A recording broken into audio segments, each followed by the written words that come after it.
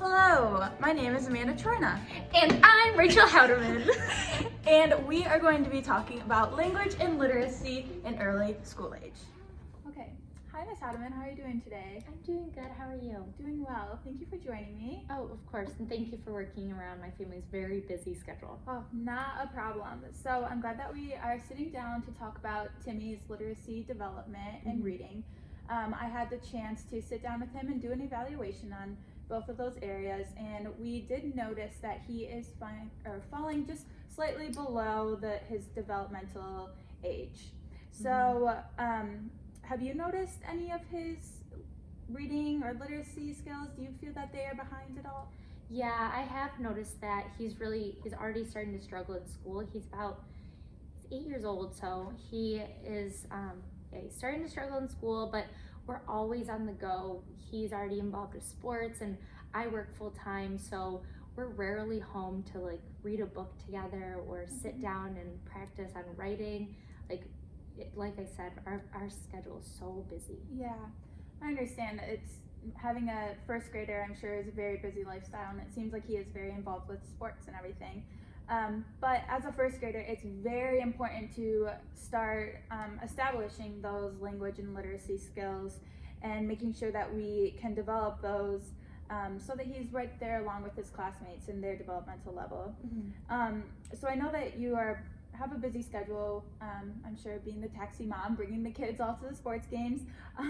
Do you ever spend any time alone with Timmy, or does he help you run errands, or what are some activities that you two do together? Well, so he loves going to the grocery store with me. It's just one of our things that we do on the weekends. He likes to pick out his snacks for the week ahead so that he can take them to school. And he loves reading the front of cereal boxes or advertisements in the store. Yeah, those are really perfect literacy opportunities. One thing you can do when you're grocery shopping is to just take a moment and just be very transparent and be like, oh, let's read what this cereal box is, and just take that as an opportunity to read. You can always incorporate those reading activities in your daily activities. Yeah. But what about writing? He's starting to fall behind in school with his writing. Yeah, so again, with the grocery store, do you ever make grocery lists or anything? Perfect. So that can be an opportunity for the both of you to maybe make a list together, or just maybe he can have his own list and watch you write the list. And just making sure that you always have materials around the home, if available, like pens and paper and all that kinds of stuff. All right, yeah, I'll definitely try that this Sunday when we go to the grocery store. Thank you so much for your recommendations. Sure. So as we just saw in the short discussion with Ms. Howderman and the clinician, it's very important to start developing those early school literacy and reading behaviors. So one of the theories that we tried to focus on in this demo was the behaviorist theory, and just showing that the clinician's recommendations are made for the parent to model both reading and writing, and then praise them for those behaviors that he does. So this could be just facilitating the importance of these skills in the child and increasing his motivation to want to get better at reading and writing.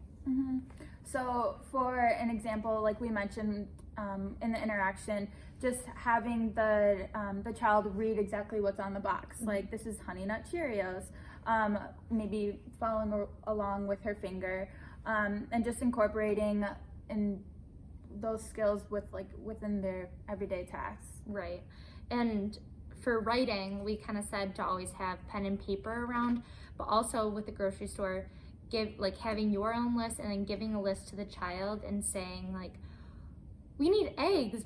I'm gonna write eggs, you write eggs down too, and have him, even if he's not writing exact words or letters, he's still getting that practice of using a pencil to write and start making those connections that this means something when I write this down. Yeah, and I think also just having the mom be there for praise and for reinforcement as well.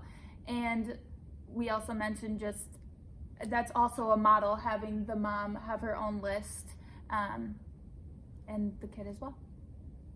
Yay. All right, so it's important to remember that not all families have access to books and extra materials like markers. So the interaction between us was important just to give us a recommendation to incorporate those literacy skills within your everyday activities. Hi, my name is Courtney, And my name is Cassidy. and today we're going to talk to you about disciplinary literacy, IEPs, IDEA, and cultural aspects of late school age.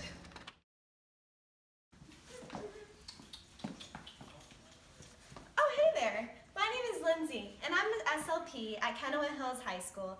Today, I want to talk to you about my client who's 14 years old. His name is Johnny, and he has specific language impairment. Let's take a look at the parent-teacher conference I had with his mom, Dr. Bedrosian, this morning. Hello. Hi, Dr. Bedrosian. I'm Lindsay. Hi, nice to meet you, Lindsay. Nice to meet you. May I call you Jan? Yeah, sure, of course. Perfect. Okay, well, let's get started. Johnny has been a pleasure to work with this semester.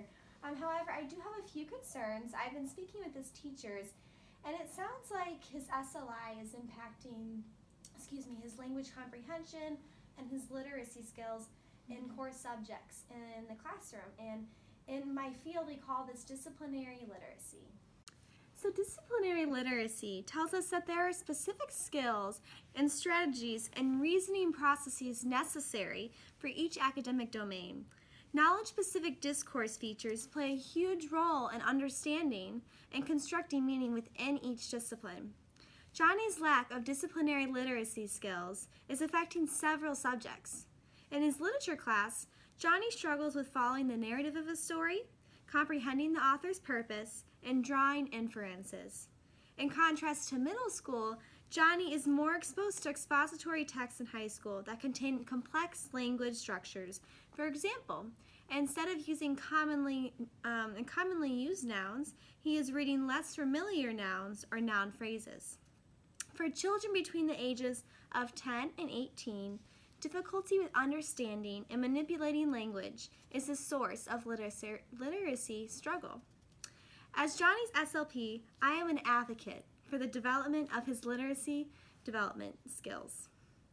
To address his lack of proficiency in language and literacy skills for core subjects in school, I will design specific goals targeting the progression of language and literacy skills and strategies needed for academic success within specific subjects in school. So now that we've addressed Johnny's needs for services within his disciplinary literacy skills, it is now important that we talk about IDEA or IDEA and the Individualized Education Plan. The Individuals with Disabilities Education Act, IDEA, ensures students with a disability are provided with a free, appropriate public education and ensures special education and related services tailored to their individual needs. IDEA now focuses more on accountability for meaningful education results by the No Child Left Behind Act of 2001, which aims to close student achievement gaps by providing all children with a fair and equal opportunity to obtain a high-quality education. It increases accountability in schools. Response to intervention is also crucial, as it focuses on prevention of disabilities and creates special roles for SLPs. Johnny has a language impairment, so he qualifies for speech-language pathology services. If the child has a disability under IDEA, school staff will work with his or her parents to develop an individual education program, or IEP. An IEP is a written statement that is individually tailored to address the educational needs of a student. Within each IEP, objectives should conform to the SMART acronym: specific, measurable, attainable, relevant, and teachable. In Johnny's IEP, it is also important to discuss his strengths, parental education concerns, recent evaluations, and performance on state and district-wide tests. It is important I make appropriate edits to Johnny's current IEP to indicate goals for language and literacy skills within each academic subject, and the steps that will be taken toward reaching Johnny's goals. While parents are the primary contributors to the IEP alongside school professionals, The child of concern can attend when appropriate. This is usually around 14 to 16 years of age. In Johnny's situation, I would encourage him to attend IEP meetings because he can practice self-advocacy. This would give Johnny the opportunity to contribute to the framework of his IEP and address what he believes is necessary for success in the classroom. Hi, I'm Mrs. Miller, and I'm the high school Spanish teacher at Kanawha Hills.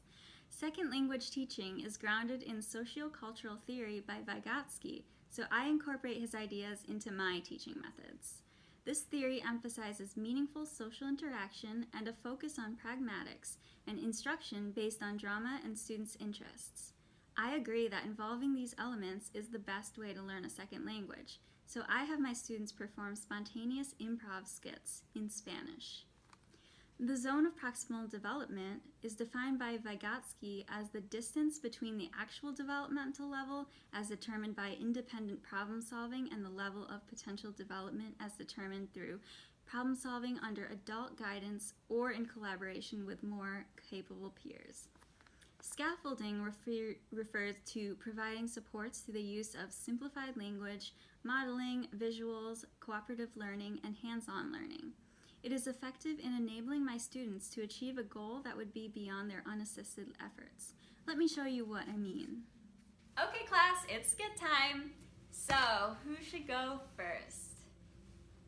How about Sam and Johnny? Oh man, it's Mrs. Miller. Oh, it'll be okay. So you're going to be at a Starbucks. One person will be the barista, one person will be the customer. Good luck. Hola. Hola, bienvenido a Starbucks. ¿Qué quieres? ¿Qué quieres? Pagar? Pagar means to pay. Can you think of what the word is for request or ask for? Is it leer? Is it comer? Or pedir? Oh, ¿qué quieres? Pedir. Sí,